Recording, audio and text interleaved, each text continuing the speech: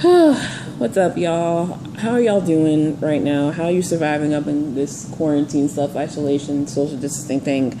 Listen, as many of y'all probably going through, you're probably having go through like your landlords or your leasing offices trying you on asking when you're going to pay your mortgage or your rent.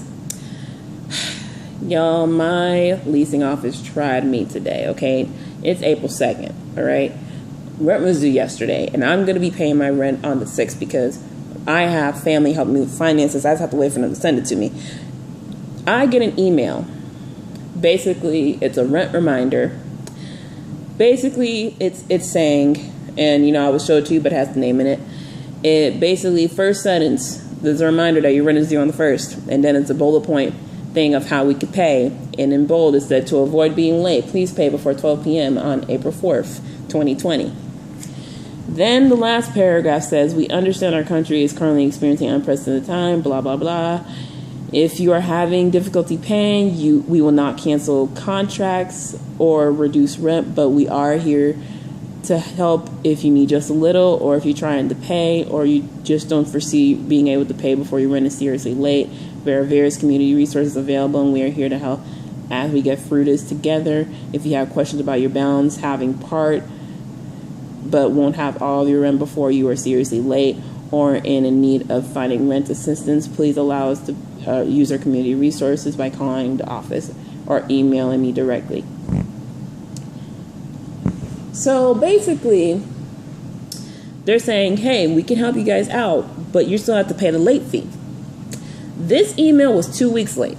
This email was 2 weeks late because this all went down the middle of March.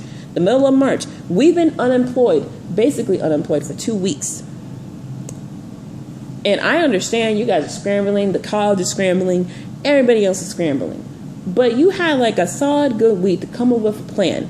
This last like week and a half, you guys been putting out promotion, basically be like, hey, if you pay your rent before the 1st, you'll be entered to win a gift card. Y'all were putting out that promotion, you know, doing the Savage Challenge for free pizza, which I went ahead and did because, you know, I want to save up on money because I spent so much on groceries alone.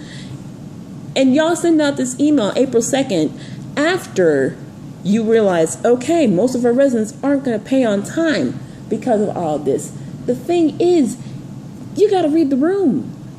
And I said this like a couple of weeks ago. The tone deafness of it all is just, you shouldn't have expected residents to have that kind of money on them now. Now is the second you're realizing people have not paid yet, you know, because I know I'm not the only one that got the email. I know, okay? And so now it's like, what do you expect us to do? How are you going to help us? How are you going to help?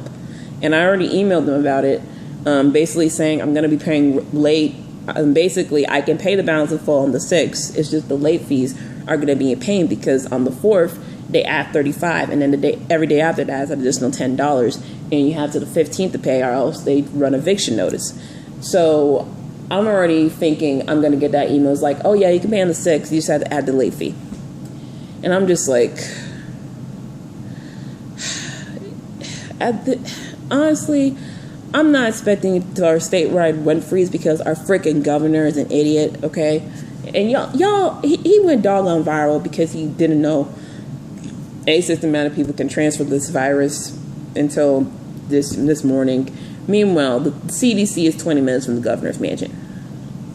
Just, and on top of that, my aunt, you know, the aunt I was talking about, you know, basically, she and her kids, who are U.S. citizens, they're all U.S. citizens, they are going to be traveling here from DRC because it's getting worse over there, and no one knows how to treat this.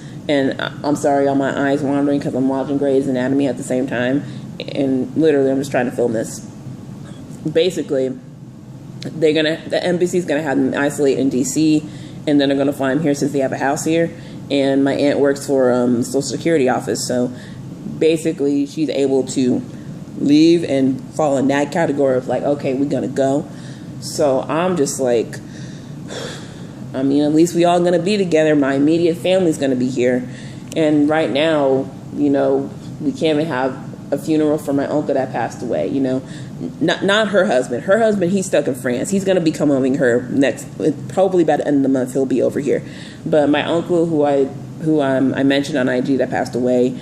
We didn't know if we were going to be able to have a funeral for him. At first, they told them, okay, we'll have a funeral, but you only can invite 10 people. And now today, they said no funeral. And what's going to happen is that they're going to basically do what they're doing in New York right now. Basically, take the bodies, put them on ice, and just bury them because they're afraid that it's going to spread to other people. And it's spreading. Like 2 weeks ago, they only had like 2 cases. Now they're at over 100. And so now we have to basically, you know, wait this out. And we also got, I'm sorry, y'all, I'm watching Grey's Anatomy right now. We also got to figure out how long we're going to survive up here because everything is just a mess right now. Anyway, that's my little rant for you guys. I promise I'll have different videos tomorrow and for the weekend. Anyways, your girl, peace out. My love. Have a great weekend and stay safe, guys.